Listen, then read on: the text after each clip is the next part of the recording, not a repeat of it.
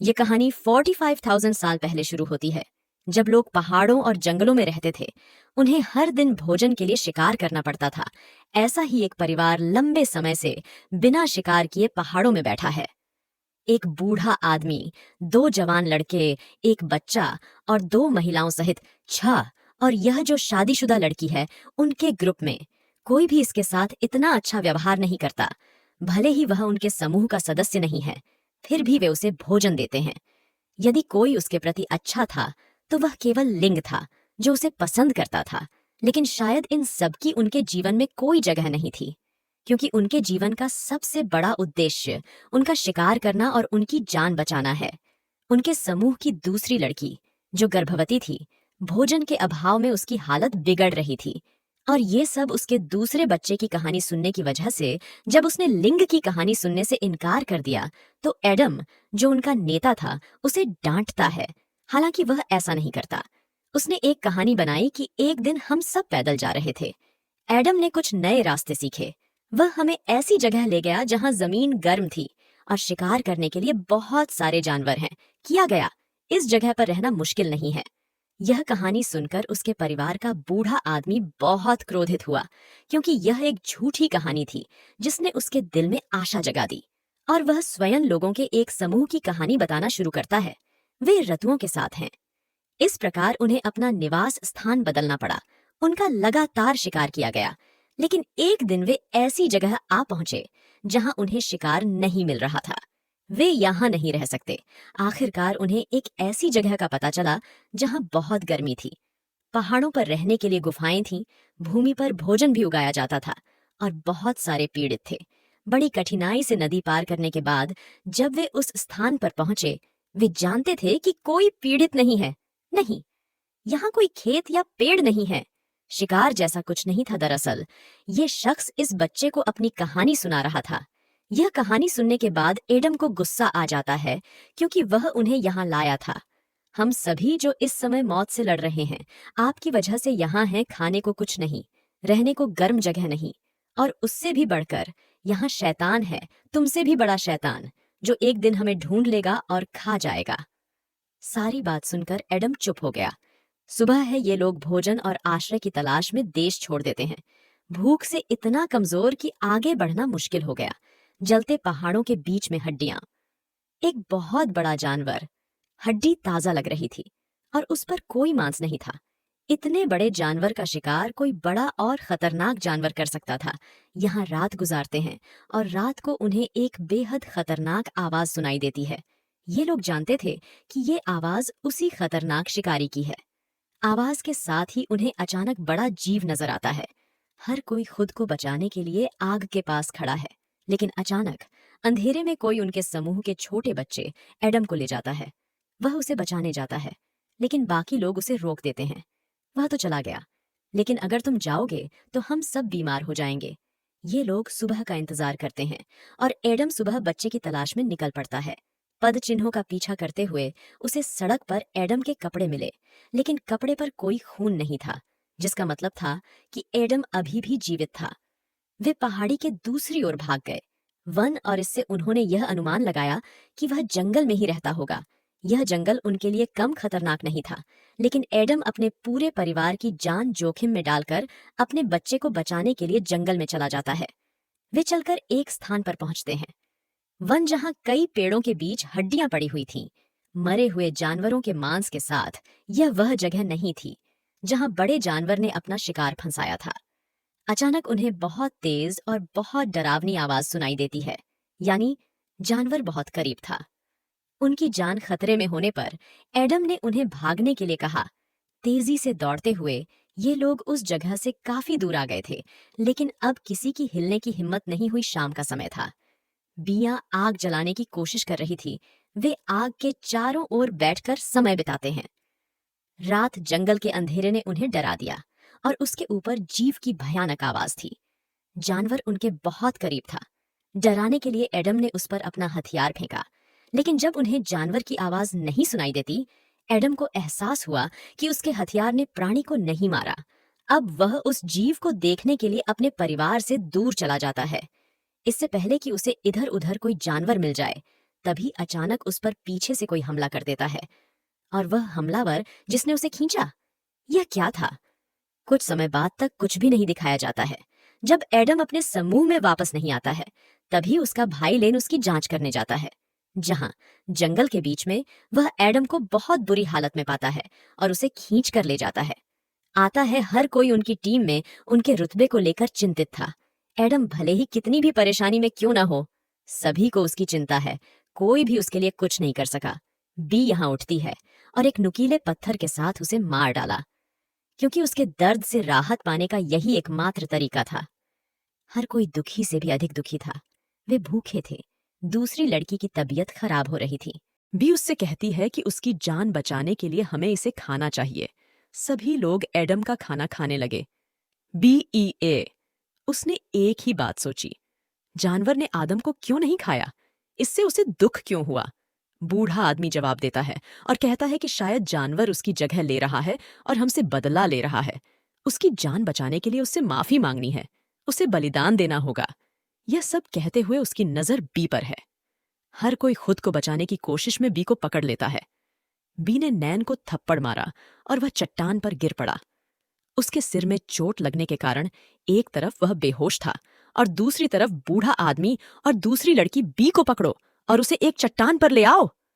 बूढ़ा आदमी भी जानवर पर चिल्लाया, अपना बदला लो, आपने इस लड़की को खो दिया। बूढ़ा बहुत निर्दयी था। बी के साथ साथ वह अपनी टीम की दूसरी महिला भी है। किसी जानवर को उसके बड़े सींग से मार देता है, क्योंकि ये लड़की गर्भवती थी और इस वजह से जंगल में उनकी गति धीमी हो रही थी, इसलिए उनके मरने की संभावना अधिक थी। उस बूढ़े आदमी ने उस लड़की की भी हत्या कर दी। जब वह ऐसा कर रहा था तो बी ने उसका पैर पकड़ लिया, जोर से नीचे खींचा, जिसके चलते उनके पैर की हड्डी टूट गई। वह चल नहीं सकता और अपनी जान बचाने के लिए बिया कुछ घंटों बाद वहां से भाग गई। जब नाइन को होश आता है, उसे पता चलता है कि उसके आसपास कोई नहीं है। वह अपने परिवार, अपनी टीम को खोजने के लिए इधर उधर जाता है, लेकिन जंगल में शोर के कारण उसे कुछ दिखाई नहीं दिया। वह सरपट दौड़ने लगा था और यहां वह अपनी पार्टी में बूढ़े आदमी को देखता है। इससे पहले कि वह उसके पास पहुंच पाती, किसी ने उसे पीछे से खींच लिया। वह अपना हाथ अपने चेहरे पर रखता है। बिया उससे कान कान में कहती है कि मैंने उस जीव को देखा, वह ठीक मेरे सामने है। आवाज मत करो, नहीं तो वह हमें खा जाएगा। यहां जानवर आया और मृत बच्ची का शव उठा ले गया, जिसकी बुजुर्ग ने हत्या कर दी थी। फिर जानवर अब बूढ़े आदमी के पास आता है, जो सुबह से यहीं घायल अवस्था में पड़ा हुआ था। इस भयानक जानवर को देखकर बूढ़ा डर गया कि उनकी यहीं मौत हो गई। अब जो लोग बचे हैं, उनका समूह वे सिर्फ बी और नाइन थे। अगर वे अपनी जान बचाना चाहते हैं, लेकिन उन्हें जानवर को मारना पड़ा, फिर वे एक योजना बनाते हैं और नाइन उसके सामने जाल बनकर आ जाती है। वह जानवर उसे पकड़ने आए, फिर बी ने उसे पीछे से खींच लिया और पकड़ लिया, और जो कोई उसे भाले से घात करने को उसके सामने आए, जब उसने जानवर को देखा तो वह रुक गया, क्योंकि वह नहीं था एक जानवर, वह उन्हीं जैसा आदमी था। बी ने उसे नहीं मारा, क्योंकि वह एक अलग पीढ़ी के हैं। वह इंसान था। जोर से चिल्लाया और यहां से भाग गया, और बी और नैन दोनों उसका अनुसरण करते हैं, और संयोगवश वह स्त्री बहुत दूर निकल जाती है। बी अभी भी उसका पीछा कर रही थी। नैन थक जाती है और बी को भी रोक देती है। थोड़ी देर बाद वह नैन से कहता है, हमें जानवर के पदचिन्हों का अनुसरण करना चाहिए। लेकिन नैन कहते हैं कि क्या फायदा होगा, वह भी हमारी तरह इंसान है। बी ने कहा, नहीं, वह हमारी तरह नहीं है, वह काफी हद तक हमारे जैसा है। वह भी इसी पहाड़ी पर रह रहे हैं। वह अभी भी जिंदा है। इसका मतलब है कि उसने कुछ ऐसा किया जिसके बारे में हम नहीं जानते। हमें उसका अनुसरण करना चाहिए, हमें उसकी मदद करनी चाहिए, तभी हम बचेंगे। नैन कहते हैं, तुम्हारा विचार गलत है। अगर उनके जैसे और भी लोग हैं, वे हमें मार डालेंगे। जवाब में बी कहती हैं, वैसे भी हम मरने वाले हैं, इसलिए लड़ने से मरना बेहतर है। हम उनसे लड़ेंगे, हम उनकी जगह को अपनी बनाएंगे, और यदि हम ऐसा नहीं कर सके तो हम मर जाएंगे। नैन कहते हैं, बिया, मैं वापस जाना चाहता हूं। और जवाब में बिया कहती हैं, देखो, हमारे पीछे कुछ भी नहीं था, और अगर हम आगे बढ़ें तो शायद उम्मीद बनी रहे। नाइन रोते हुए बी से पूछता है, क्या क्या तुम्हें डर नहीं लगता? बिया का कहना है कि मुझे डर लग रहा है, लेकिन मैं जीना चाहता हूं तो मैं लड़ रहा हूं। अब नाइन भी उसका साथ देने को तैयार थी। ये लोग उस महिला के नक्शे कदम पर चलते हैं और एक विशेष प्रकार की गुफा में पहुंच गए जहां उसके जैसा एक लड़का बी पर हमला करता है। वह लगभग था। बी की गला घोंटकर हत्या कर दी गई, लेकिन बिया उसे एक नुकीले पत्थर से काटकर मार देती है। इस लड़ाई में भालू का हाथ बुरी तरह जख्मी हो गया। अब वे इस गुफा की ओर आगे बढ़ते हैं और ये अच्छी बात थी कि ये गुफा उन्हें अपना एक बच्चा मिल गया। इस बच्चे से बात करने से पहले ही दिन बी ने उस आदमी का अपहरण कर लिया था। वह महिला यहाँ आती है जिनके नक्शे दम पर चलकर वे यहाँ तक पहुंचे। बी डर जाती है, लेकिन फिर भी वह उस महिला से लड़ने के लिए तैयार था, अपनी भावनाओं को अपनी बाहों में पकड़कर। इससे पहले कि वे यहाँ लड़े, रेखा भी वापस आ जाती है। लेन को 1 मिनट तक समझ नहीं आया कि यहाँ क्या हो रहा है। कुछ भी समझने से पहले महिला अपने बड़े हथियार से लेन को मार देती है। जब वह ऐसा कर रहा था तो उसने उसकी जान बचाने के लिए बिया जानवरों की खाल में आग लगा देता है और इस गुफा के ऊपर के रास्ते से बाहर गुफा धुएं से भरी हुई थी। आग जल रही थी जहां लेन मर जाता है, लेकिन महिला अभी भी जीवित थी। उसके मरने से पहले वह उस रास्ते से निकलने की कोशिश भी करता है जहां से बी और बच्चा बाहर आए, लेकिन इसके आकार के कारण उनके लिए यहां से निकलना मुश्किल हो गया था। यह बच्चा इस महिला की मदद करने की कोशिश करता है, लेकिन पीछे से बिया आया और एक बहुत बड़े पत्थर से उसके सिर पर वार कर दिया, उसे मार डाला। इस लड़ाई में भालू का हाथ बुरी तरह जख्मी हो गया।